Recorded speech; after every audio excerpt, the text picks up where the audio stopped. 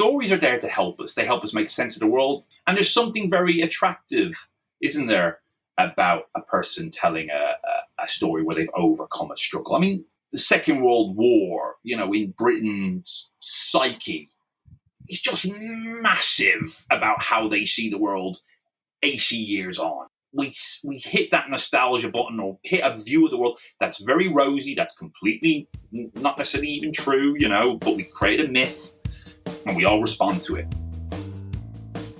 Hi, I'm Bob Mathers and welcome to The Growth Mixtape, a podcast where I talk to the most interesting people you might not have come across yet.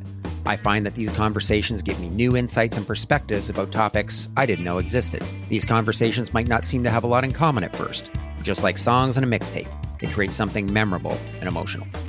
Today we talk to Marc Hogan, a renowned speaker and psychologist with a pretty interesting path from selling missiles, drugs, and cigarettes to stand-up comedy and coaching leaders. LinkedIn is a funny place. It can be noisy and isolating like all social media is, but can also create real connections, and that's how I came across Marc. There was something about what he was saying and how he was saying it that hit me right between the eyes. Brutally honest, a bit out there, and funny as shit. Marc talks about getting pulled over by the cops with a truckload of missiles and realizing, maybe he needed a change. He's most famous for taking a $1 bet to do a stand-up routine at the largest comedy festival in the world, a move that led him to psychology and traveling the world speaking to Fortune 500 companies about his unique insights on leadership. This was so much fun and left me with a lot to think about around how I spend the remaining years of my career and how I show up with those around me. Please enjoy Marc Hogan. All right, welcome Marc Hogan to the podcast. This is going to be a lot of fun. Hiya, Bob. Yeah, no, I'm really looking forward to it. The sun is shining outside, so all is well with the world. Well, yeah, speaking of the world, so you do a lot of traveling on your speaking. What part of the world are you in now?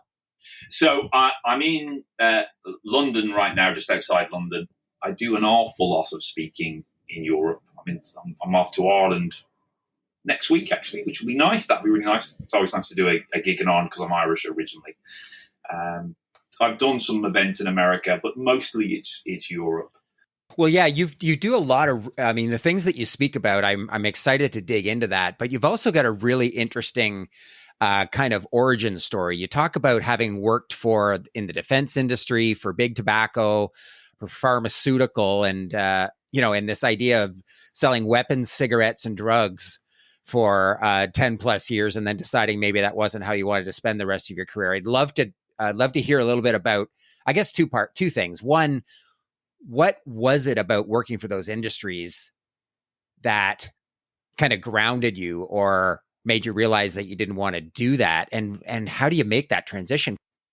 Obviously selling weapons, cigarettes and drugs doesn't fill the heart with ethical salesmanship there. I'd like to point out that I fell into these. These were not... For a young boy, like, I'm going to sell drugs and cigarettes and guns. Yeah, as a child, I want to sell weapons of mass destruction. That's what I want to do, on my school day. And people are bringing in, I want to be a geography teacher. And I'm bringing in models of missiles or something. So, I have a very working class background. My father is a carpenter. I didn't know many people who were business people, who worked in banks or big organizations. But I had a friend called Mark Wright, whose family kind of looked after me a lot in my teenage years. And his dad worked for a company called GC Marconi, which was a huge, great big conglomerate that did aeronautical stuff, did weapons, had defense contracts, but also had civil aviation contracts, etc., etc. So when I had to do a dissertation for my degree about business, I went and spoke to Mark's dad because that was the only person I kind of knew who had any, big business experience. So I wrote my dissertation, didn't do very well as a degree, but GC Marconi at the time were looking for some graduate recruitment. And, I went for an interview and they said, well, what do you know about the company? And I just, in a flourish, pulled out of my bag my 70-page dissertation on GC Marconi. And I went, well, just that. And God bless them. And the idiots gave me a job. And that was it. And I did that for 3-4 years. And it was just a very odd thing to be talking about weapons and missiles. I mean, I can tell you a funny story. So this is pre-mobile phones. So I'm 22, 23, trying to be keen and exciting. And we had a missile system called Brimstone, which I think probably still in use today. And it went on planes. But obviously this is pre-mobile phones, pre even real internet and modeling and graphic design. So what they used to do was they would create missile models. So basically, the shell and the casing with no explosives in that you could attach to the planes, and people could take photographs of them. You could see what this thing was. So someone wanted to buy some of these missiles, some country, I'm not sure who. And they were coming on a Saturday to an RAF site up north somewhere, a few hundred miles away. And no one in the job wanted to drive up with these model missiles, but I was keen. And I said, I'll do it. So 1:00, we load up all these missiles, and they're in these big wooden crates with straw in. And I depart at 2-3 o'clock in the evening. So winter, so it's going to be dark by. So I'm driving up, and it's about 8 or 9 o'clock. RAF sites are normally in the middle of nowhere. They're not very well signposted. And I'm lost, completely lost. And I'm driving along down this dark lane, and next minute I look in the mirror, and, the blue lights start flashing. And I think it's the police. Great. Well, that'll be all right. That'll be okay. And then, of course, I realise I'm Irish. And he kind of gets out of the car. He knocks on the window. He says, "What are you doing?" And I'm like, "Hello there. Do you know the way to the RAF base, whatever it is?" And he's immediately, this is just post the RA bombings. And you can see he's a little, he's a little nervous. "Oh, okay." He said, what are you going there? "Oh, I'm going there to deliver something." "What are you going there to deliver?" And at that moment, my brain starts saying, "Oh, this is not going to go well." I went, "Models? Models of what? Missiles?" And he could just "Could you get out of the car, please?" So he's straight out of the car.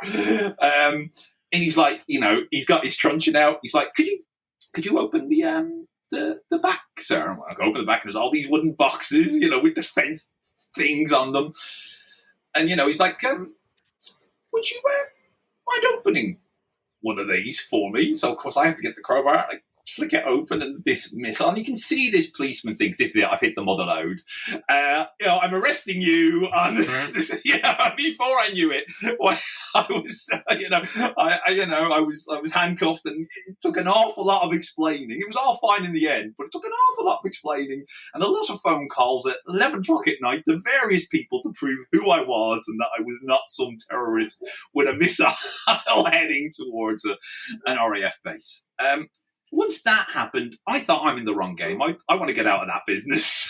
So that was why, in a roundabout way, is why I left the defence industry.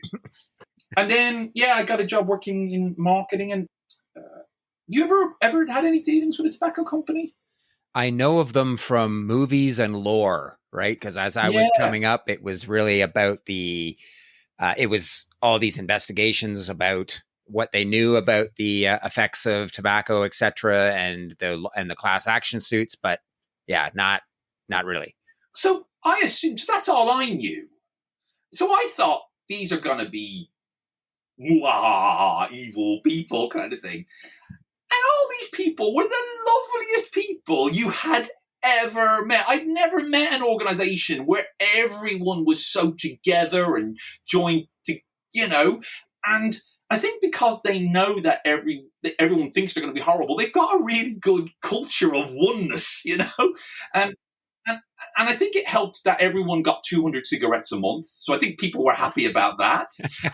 So I did that for 5 or 6 months, and then I did some other marketing stuff, and I got a job working in the pharmaceutical industry. Actually, ironically enough, selling drugs to deal with COPD, or what we used to call emphysema, basically smoking-related lung diseases. So that felt slightly better for the soul doing that. Even though drugs companies are also interesting places to work in, and might have a slight greyish area sometimes in terms of how they sell things and what they sell and how they look at diseases. So so that was a really interesting time as well. And that's a very similar kind of path, is that, I mean, just like me too. Like, I got a job out of school, and then it wasn't what I always wanted to do, but I got that job, and then I got promoted and I got a raise, and then somebody came and offered me a different job, and you just kind of put one foot in front of the other. So that's pretty common. But as you're doing that, what was it that made you realize that you needed to do something different? So I've always been interested in psychology. Have you guys ever heard of Paul McKenna? I don't think so. Kind of celebrity hypnotist in the UK. I went to see his show, his hypnotism show, and I remember being kind of blown away by this. So that tweaked my interest, and then I went and bought a lot of books on hypnotism, on self-hypnotism, and then recorded my voice and try and hypnotize myself, and realized I could do that. And then I thought, well, if I can do that to me, can I do it to other people? And then I had friends who were silly enough to allow me to try and practice on hypnotizing them. So, by the time I was 19, 20, I knew how to hypnotize people. I could do it. It was like a party trick. But that was quite good fun and interesting. I thought, that's interesting. And then I started interested, well, could I get into hypnotherapy and various other things? And that led to a thing called NLP, neuro-linguistic programming. So all the time, all this psychology stuff is kind of in the background. And I'm kind of applying that a little bit to my jobs in sales and marketing, because they're all about communication. They're all about storytelling. They're all about how people are influenced by words and things. So it all kind of begins to fit into that stuff. Till eventually I'm giving a speech about taking risks and doing things differently at an event. And a guy called Jim Lawless, who is a famous speaker here in the UK, written a couple of books. And he said, what risks have you ever taken? Just got married, got a 110% mortgage.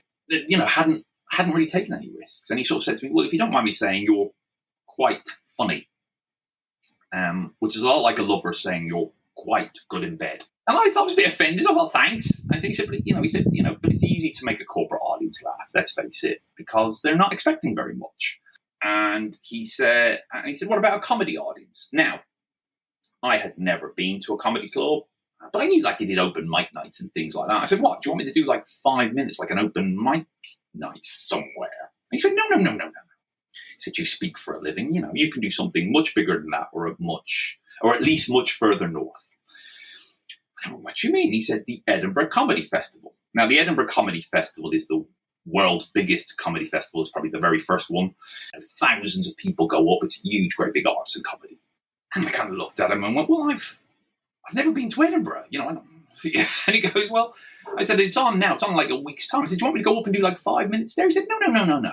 I want you to do a full 1 hour, one-man show for the full 21 nights of the festival. And if I'm honest, I'm thinking, who's the bloody comedian here? And he said, but I don't expect you to do it now. I'll give you a year and I'll make it worth your while. And this was back in 2008. He said, I'll bet you. And I said, how much will you bet me? And he went, £1. And back in 2008, £1 was worth a lot of money. So I took the bet. And 1 year later, I found myself at the Edinburgh Comedy Festival doing a show. And that was it. That was where my speaking career sort of just took off. And suddenly I found myself, in this strange job, going out and speaking to people about taking personal responsibility and risks and communication. And suddenly, I've dined out on that for the last 15 years. Yeah, there's a couple of things that strike me about that story. One, I think if you talk to a lot of people, one of their fears is public speaking, like even getting up at a wedding or making a toast. That's something that is just pretty common. But even among the people that have gotten over that, or maybe never had a fear of that, people are okay with public speaking. The idea of doing a comedy set, I think, to me, is like the most terrifying things. And then doing it at the largest comedy festival. And you talked about maybe corporate audiences, it's easy to make them laugh. That's got to be a tough audience. They're there because they're expecting a pretty high bar of comedians. So what did you learn from that? I don't know how I overcome all the hurdles that you must have had to overcome to get there. I think the first thing was, look, clearly I'm an idiot. I was naive. I thought, how hard can that be? So I think, there's a really interesting thing. So obviously there's the big 5 personality traits that people have, openness, conscientiousness, extroversion, agreeableness, and neuroticism. And, I only know this now, but I score off the charts on extroversion. So, you put me in a room with 100 people, I'm in the top 8 people, maybe top 4. I'm off the charts. That is a blessing and a curse, depending on how you see the world. And I get that from my mum is naturally, I come from a long line of practical jokers and storytellers. There was always silly jokes going on. And, I knew how to crack a joke. I could hold my own on a thing. So I thought, well, how hard can this be? And I've got a year, and I did find a producer of the show, and I found a person to help me write the show. And then I realized, oh, crikey, this is really hard, much, much harder than I ever thought it would be. But of course, I've committed to it now, and I've told people I'm doing it. This bus is moving, and I can't jump off. We're at speed. It's at 50 miles per hour. I can't get off the bus. So it was a mixture of naivety, high extroversion. I am open to new ideas. I score highly in openness as well. So, it's a combination of my personality traits, which are genetic, and my life experiences that had kind of just on that day had happened. And before I knew it, a year later, I'm on stage in this tiny little kind of bar. 7:15 in the evening, I'm just looking over at the poster there, I've still got it on the wall, with an average of about 30 people, this tiny room where I would try and convince 30 people to pay £10, and then I would try and make them laugh for 55 minutes. Yeah, man. Just overcoming that fear of judgment, I think that holds so many of us back, and then breaking it into pieces and getting help. God, I love that.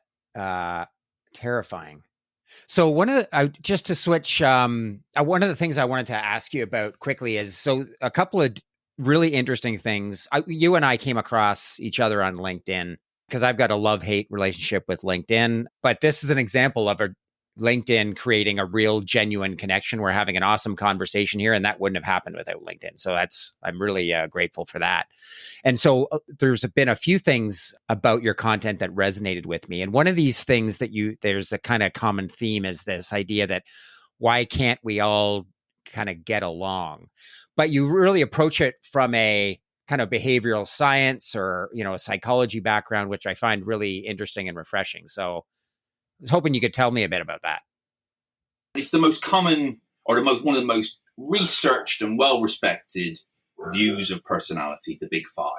Depending on which scientist you read, which psychologist you read, that can be up to 60% can be genetic. And the reason they know this is from twin studies, where, in America in the 20s, 30s, 40s, 50s, 60s, twins were separated and adopted, identical twins, this is, completely unethically, you won't be able to do this now. Follow these twins and seeing what happened to them over the years. And what you would find is that because they are genetically identical, technically they should have the same personality traits because they're stable over time and they're trait-based. So what they would find is, let's say, and look, I'm paraphrasing here and I can't, I haven't got the exact papers in front of me, but let's say someone was high in neuroticism, which, in layman's terms is anxiety and depression. And the twin that ended up in a very stable home, maybe more affluent, well looked after, might have a mild anxiety disorder of some sort if she scored high or if they scored high in, neuroticism. But the other identical twin who maybe went to a home that was, more chaotic, maybe there was a family breakdown, money worries, whatever it might be, their neuroticism trait could end up being quite severe. They could end up with severe anxiety or severe depression or whatever. So it's the classic nature nurture debate. That 60% of your personality is nature, genetics, and this other 40% is nurture. It's your life experiences, it's your first team, it's your family, it's how you grew up, it's all those things.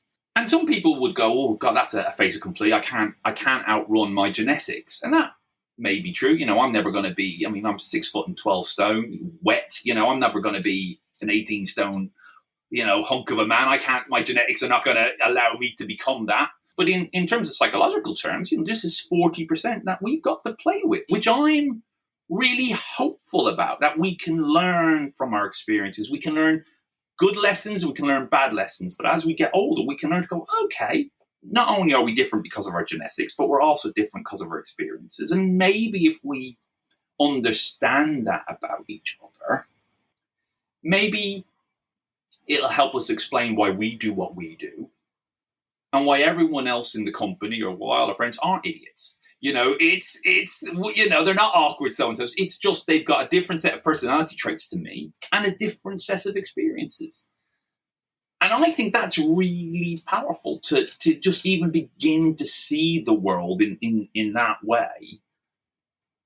And then we might start to understand each other just a little bit better. And if we understand each other a little bit better, maybe we can find some common ground. We might never be best friends. That's cool. But we might be able to find some common ground. Yeah. One of the things that I remember from my, study of psychology, and I took quite a bit of it in school, and some of it really stuck in a way that other courses I took didn't, is this fundamental attribution error where the things that we do that are successful, we attribute to things that we've done, hard work we've done, and we discount our environment or luck, right? Whereas I see you running a red light, I'm like, oh, what an asshole. How could he put at risk the lives of him and his family and everybody around him? Whereas when I run a red light, I'm sorry, my kid's got to get to hockey practice. I've always got a reason for explaining it. So when you describe that, it's an interesting way of reminding ourselves that everybody's got kind of a story. And I honestly, for the vast majority of my career, up until fairly recently, I really wouldn't have given much of that thought. I judged people based on the behaviors that I saw, and I didn't spend a lot of time thinking about why they did what they did, or even why I did what I did. Yeah, I think I was probably very much the same. I could be very judgy. I probably still can be very judgy at times. I'm not, Right. But I think when I trained to become a coaching psychologist, the whole idea of speaking to someone is to take all judgment out of it, to take everything out of it, to meet the person as they are and not have a vested interest. This sounds weird, and not care what they say, but still care about the person. If you understand what I'm saying, you're not trying to change them or influence them or whatever you're trying to do. You're just there listening completely non-judgmentally about their life and their experiences and how they see the world. So if somebody's listening to this, what are the one or two things that they can do to start, meeting people where they are or leaving some of that judgment aside? What are some of the exercises that you coach people on? So it's a really good question, and there aren't really exercises as much. It's more insight. I'm an Irishman in England, so I'm the outsider already in some respects. So I kind of view the world from a slightly outsider perspective, and I think when I meet people, and certainly as a coach when I'm working with individuals or teams, and I'm observing a behavior or someone's talking about certain things, my question always will be, how do you think that's serving you? How does that affect your work? Invariably, if you ask someone about their first team, and their first team is their family, you'll find a huge amount how people behave in their teams at work has a lot to do with how they behaved in their first team. And if your first team was competitive or argumentative, or the dinner table was a place of rigorous debate or arguments, or very parental control, saying, you must do as I say, do as I do, not as I say. Often what you'll find is that that is transposed to adulthood, where a person will be possibly very subordinate to positions of authority, for, do as I say, not as I do, okay, this boss is the person, therefore I must do everything they tell me to do, which can lead to, overwork, burnout, all that other stuff. To maybe it was a much more argumentative dynamic. I mean, I come from a very, Irish argumentative household, and I would argue with authority all the time. The moment a boss would say, you've got to do this or do that, I'd be like, why? Just tell me why. And invariably, most of the time, they could never tell me why, except someone above wants it, which always sounded the most terrible excuse to me in the world. So I would argue back. So when I see people in a coaching context, my question would always be, so tell me a little bit about your child and figure out what's driving that. And more importantly, all of those things, whether you're deferential to a person, whether you're argumentative, there's good and bad to those things, isn't there? There's good things that, we always say that employees want really conscientious people, because they'll work harder, because they're going to get the job done. So that's a good thing. But the downside of that is they may work too hard. They may get burnout. They may never challenge authority. They may never do all those things that are kind of useful in an organization. Whilst an argumentative person might be useful in terms of, well, why are we doing this? Why is there a better way? Can we make this better? But at the same time, they're a pain in the neck to manage. But if we know that everyone has different experiences, different paths, that might explain why they are behaving the way they are at work. Is there a pattern to their behavior? Are we repeating a pattern? And then what's also interesting is does that pattern help serve you, or when does it not serve you? And also, what happens if there's a change? As a coach, I will be sometimes asked to coach people whose performance has dipped, or a person wants to improve their performance. My question generally is, if a person has generally been behaving at a certain level and then suddenly changes for whatever reason, something else is going on. And it may be at home, it may be at work, but something's happened that's affected that performance. It's not blaming the individual saying, you're not doing the thing that I want you. Something else is going on, and we don't know if there's money problems, family issues, just maybe they've changed the office, it's further away and they have to drive for it. It could be 101 things that could affect an individual's performance that we're very happy to label them as the person that's the problem.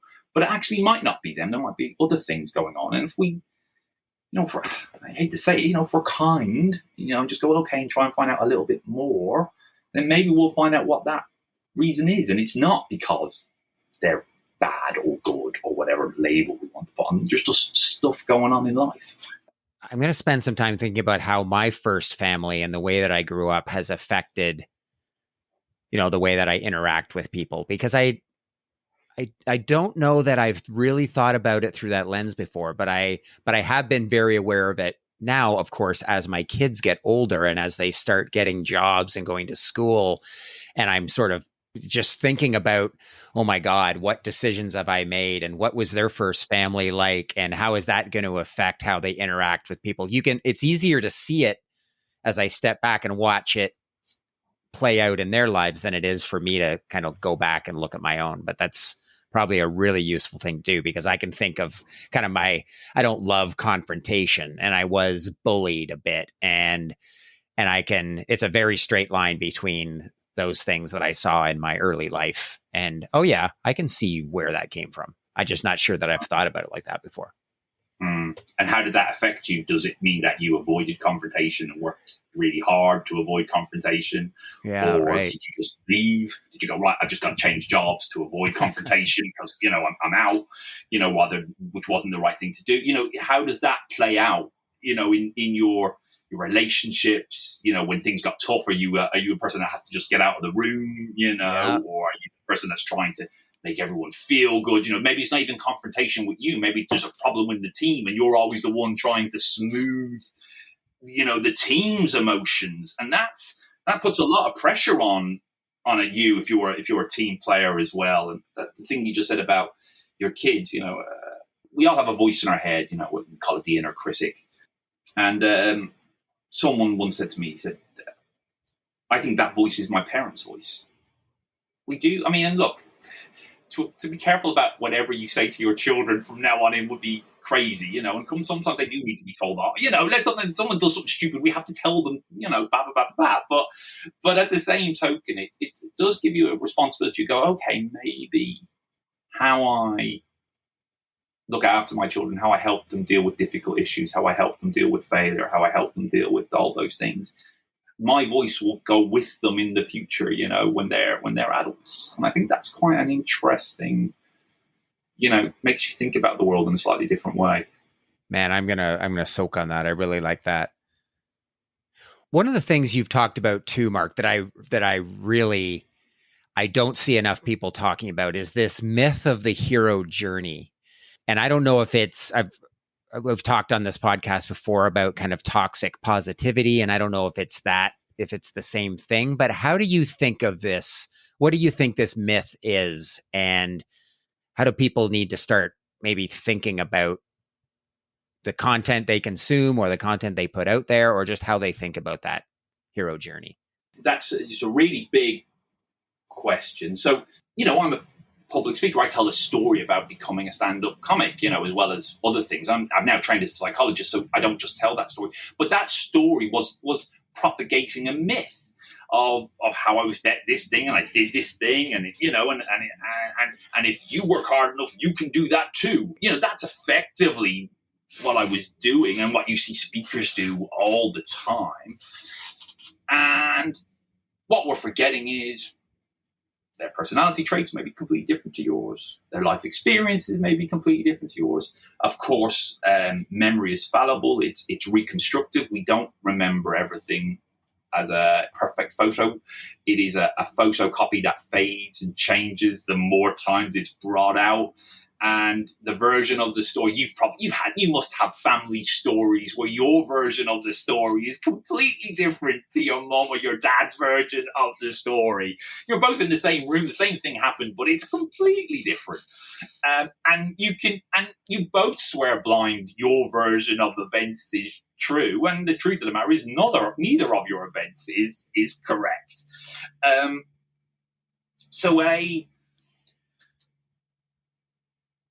We tell ourselves stories that become truth, whether they're the sad childhood stories that I like to tell.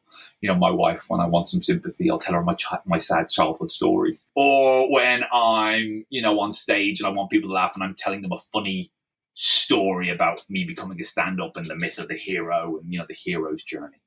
So stories are there to help us. They help us make sense of the world. They're simplified versions of the world. They help us hide pain, all that stuff. That's why we do them as human beings. So that's the first thing. And there's something very attractive, isn't there, about a person telling a story where they've overcome a struggle. I mean, you're Canadian, but I suppose even in Canada, but, you know, I'm thinking more of America. You know, the foundational stories of America are about people going across the ocean, you know, having to leave there, you know, whether through they were criminals or whether they were religious zealots or whatever else they were, and going to America and taming it and, you know, the wilderness. And so there's a very much a foundational story about overcoming and taming this land and achieving things. So culturally, that's a huge thing. You know, the Second World War, you know, in Britain's psyche, it's just massive about how they see the world 80 years on. It's just every politician uses it. We hit that nostalgia button or hit a view of the world that's very rosy, that's completely not necessarily even true, you know, but we create a myth and we all respond to it. So that's a very powerful thing, and humans respond to that. So people do that. Now take on social media, where everything's about likes. I mean, I can't remember when it was that Facebook introduced the like button, but, you know, I'd love to do a study where you look at that and then you look at mental health of young people. It's because I'm guessing that I didn't do it much good, because suddenly everything becomes about being liked or not being liked. And so that's great for the social media companies because it promotes engagement because we're all trying to get likes. So we all start to talk about stuff that gets us likes. By the variation of that, no one wants to say, well, life's hard and it's a bit difficult. And, if your personality is not the quite right personality and you had a hard upbringing, maybe you can grow from trauma. But actually, if you don't have access to money or education or the right people or a bit of luck, you won't achieve everything you want in life. There's some barriers to entry that you might have that another person who tells this story of how they did this thing, but actually they had no barriers of entry into those worlds or met people or were lucky enough to meet people. And the reason they were lucky enough to meet people because they were extrovert and they were born extrovert while you were born introvert. So that might be trickier for you. Quite complex all of a sudden, isn't it? And that's a hard sell on LinkedIn. Everyone wants you to say, well, if you just work hard enough, you can have 1 million followers in a year. That's the story we want to sell, isn't it? And if you work hard enough, you will achieve everything you want in life. And look, I believe in what we call locus of control in psychology, that an internal locus of control versus an external. Internal is my hard work, my effort. I will take responsibility for things whether they go wrong or bad. Well, an external locus of control, it's not me, it's society, it's racism, it's the government, it's whatever it might be. There's an external reasons for why I'm not achieving what I want in life. And actually, there's a useful thing, isn't it? Because if you have an external locus of control, that might protect your ego and how you feel about the world and protect your mental health, in some respects, because it's not you, it's them. But also, if you have a very strong internal locus of control, that's great if things are going right. But what happens when you fail? Does that affect who you are, how you see the world? And if you're high in neuroticism, again, back to your personality type, if you're low in neuroticism and you fail, you go, oh yeah, we fail fast and move forward. And off we go, back to the tech leaders, ta-da! But, if you're not one of those people and you're high in neuroticism and you fail, you go, failing's the worst thing in the world. I got 98% in an exam as a child and my mother beat me. That suddenly, just depending on all those things we talked about, suddenly affect how you are. And I just think that myth of the hero is a very powerful, foundational thing that we all respond to, but it's just not very nuanced. And the one thing about social media, for all its goods and ills, nuance is not one of its greatest assets. And no one wants to hear a nuanced story. What they want to hear is a story about someone overcoming and achieving, and that you can do it too, without taking into any account of all the other things: money, privilege, wealth, access, luck, timing, all the other stuff that goes on that you had no control over, but it helped you along the way. Yeah, I do think about that. I must admit, it's something that I think a bit. I think a lot more about it now. If I'm honest, I guess I worked hard, but things came pretty easy to me, and I can't ignore now in retrospect the fact that I'm a white dude. Like, I'm tall, I got a full head of hair. I mean, I don't know. You're a good looking man.